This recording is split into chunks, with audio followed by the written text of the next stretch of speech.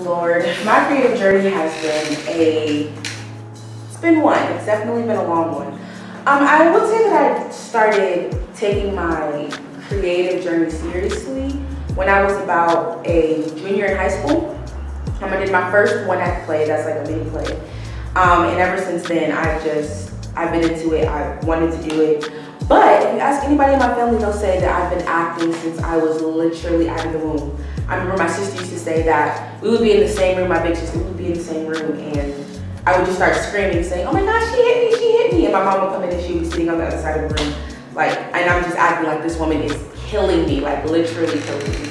So ask anybody and they'll tell you that I've always been sort of a dramatic person. But I said all that to say that my journey has definitely, even though it's always come naturally to me, it hasn't always been easy. I've had to find my path. I've had to find what works for me as an artist. And that's hard because in today's world where everybody is content creating and everybody is trying to be a star, everybody is trying to be seen, finding what really works for you and what really makes you stand out can definitely be difficult. And I would say that I'm nowhere near where I want to be, but I definitely have grown as an artist and grown as a woman in general through my art, and it's helped me to just grow as a person in general. So I definitely think that I'm on the right path as it pertains to becoming the artist that I always saw myself as being, you know? Oh my goodness, I have always hated the term starving artist. Actually that's a lie. I used to, when people called me a starving artist, I used to look at that as a badge of honor. Like, oh, people see my artistry, they just see that I'm not really where I want to be right now. I no longer look at that as a badge of honor because you don't look at a doctor who doesn't have a job right now as a starving doctor, or a lawyer who's not working on any cases right now a starving lawyer. So why is it that we call artists who aren't making the money that they want to make right now, why do we call them starving artists? You know, I just feel like it's very derogatory, and although I feel like the person who created the term starving artist didn't mean it as a derogatory term, when you really think about the fact that artists are some of the most underappreciated people in this world, to call someone who is constantly working on their art, constantly training, constantly working to be better, constantly working to get their creations and their, creativity seen, to call that person starving, to look at it as they don't have anything, they don't have any nutrition, they don't have anything inside of them, that they're just starving, they're empty. I feel like that's extremely derogatory. So I want every single artist to know when you're working to be better, when you're trying to be better, when you're focused on just being a better, well-rounded artist, no matter what it is that you're doing, you're not a starving artist. You are an eating artist. You have something inside of you that deserves to be seen, something inside of you that deserves to be heard. And you should look at yourself as an eating artist. You should look at yourself as someone who has something inside of them that other people can take from. I've always loved Eartha Kitt. I think that Eartha Kitt has always had a sexiness about her. I remember the very first time that I saw Eartha Kitt on TV, it was in Living Single. And she was playing a role, and I just loved how everything about her was so smooth and so just graceful. And, her character was, a funny character, but she was also a sexy character. And I really appreciated that because, as a plus size woman, an actor, a model, things like that, sometimes it's hard to bring out that sexy because you're always thinking, well, are they gonna find a bigger girl attractive? Are they gonna find a bigger girl sexy? And so I just feel like even though Eartha Kitt didn't have the same body type as me, she's always inspired me to just let it out, just be sexy. You can be funny and you can be sexy. You can be talented, you can have all of these different avenues.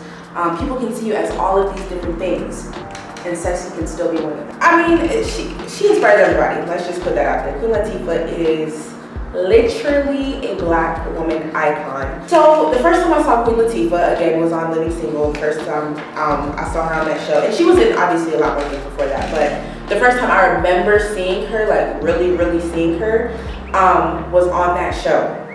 And I loved that Queen Latifah was You know, she wasn't a small woman. She was tall, and she, you know, she had some bones on her. She had some meat on her. But she always got a dude. And that may seem so small, but I love the fact that Queen Latifah was always very secure in who she was as a woman. You know, she was always very secure in who she was as a person on that show. You know, she had her own business. She was the glue of that entire friend group, and I really, really love that about Queen Latifah. Queen Latifah has never had a scandal. You know, she's never been in the media for anything bad that I know of, and I just feel like all around her as a person, she's so light and she's so confident. I met her one time when I was doing, I was an extra on the show called The Star. I'm sure you all know it. And I met her. She was just so nice and so light, and so just everything about her energy and her aura was just. It was just like you can look at her and tell that she's so humble, but she's so talented. I mean, she raps, she sings, she acts, she directs, she does it all, and she's just a well-rounded artist, and that's really who I aspire to be. So that's why she inspires me so much to just create, no matter what avenue that is, whether it's poetry, pictures, acting, writing, dancing. She inspires me to just create. Viola Davis inspires me in so many ways. First of all, she is a phenomenal actress. There is absolutely nothing that Viola Davis has been in that you can say that she has not bodied completely.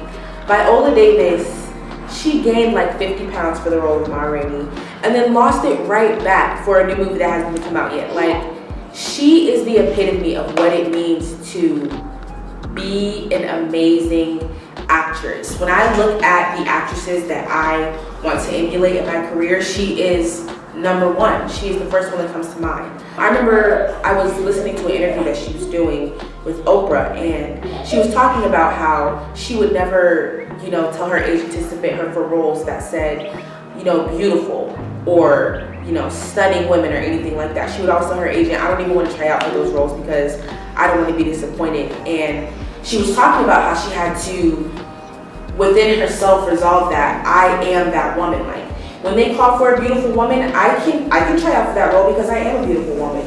And I just really appreciate that vulnerability that she has to just let you know when she's struggling with something, or let you know that there was a time when I thought that I wasn't pretty. There was a time when I thought that I didn't think that I could go out for those roles, and I can really identify with that. Always working, she's always doing an interview, she's always smiling, she's always happy.